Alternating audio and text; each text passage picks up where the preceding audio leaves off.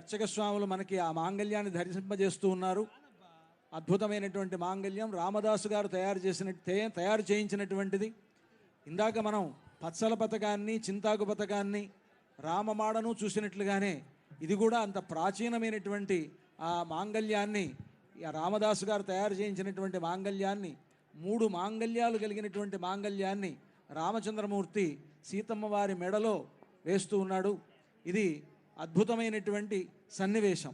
మనందరి యొక్క భాగ్య విశేషం వలన ఇటువంటి ఒక గొప్ప సన్నివేశాన్ని మనం చూడగలుగుతూ ఉన్నాం.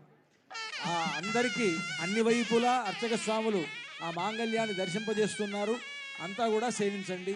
ఇప్పుడు రామచంద్రమూర్తి సీతమ్మ వారి మెడలో ఆ మాంగళ్యాన్ని ధరింపజేస్తారు.